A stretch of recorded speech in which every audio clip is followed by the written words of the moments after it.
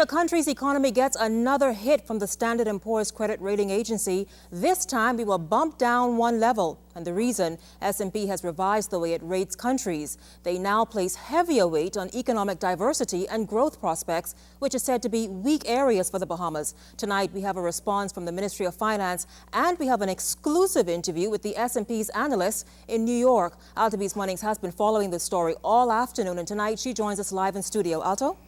Good afternoon, Shanique. Good evening, Shanique. Good evening, Bahamas. Now, given the Bahamas' economic concentration on tourism and financial services for more than 50 years and its limited growth prospects in the current challenging global economic the government saw it likely that a rating downgrade would follow Standard & Poor's new methodology of placing greater emphasis on diversification and growth prospects.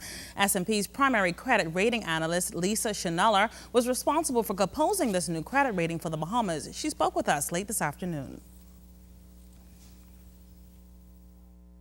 23,000 that we project more or less this year.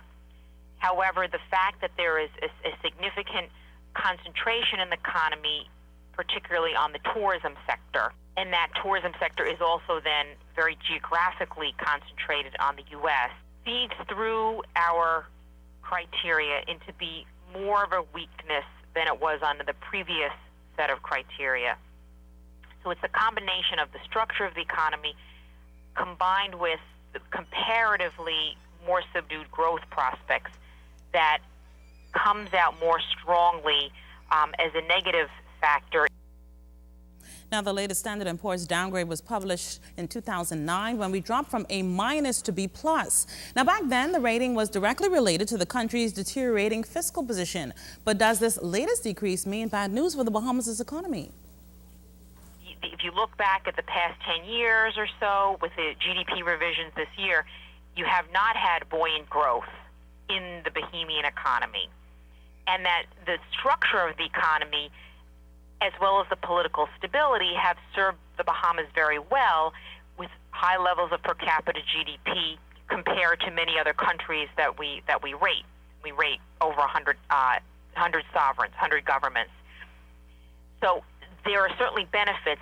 However, there is vulnerability, and I would say that the new criteria is highlighting some of the vulnerabilities in the Bahamian economy in a stronger manner than it did before. And if the credit numbers confuse you, Ms. Schneller explains what they mean.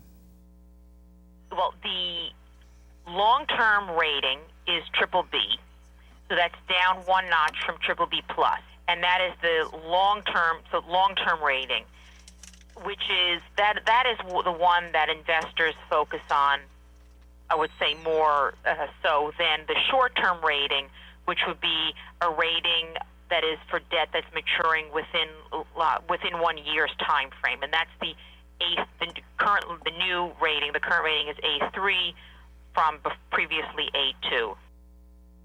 The Ministry of Finance officials responded to the new Standard & Poor's credit rating by pointing out that the government remains focused on stimulating economic growth through inward direct foreign investment, increasing support for small and medium-sized business development, improving the domestic environment for doing business, and strengthening the productivity of the Bahamas' workforce. The government also remains focused on strategies to reverse the country's current fiscal circumstances by slowing the growth rate of our debt to GDP ratio and eventually reversing the same in order to return it to more sustainable levels. The Ingram administration will continue, though, to focus on these in order to create optimum opportunities for the citizens of the Bahamas to be employed, to increase their income-generating capacity, and pursue their business interests. Shanique, back to you.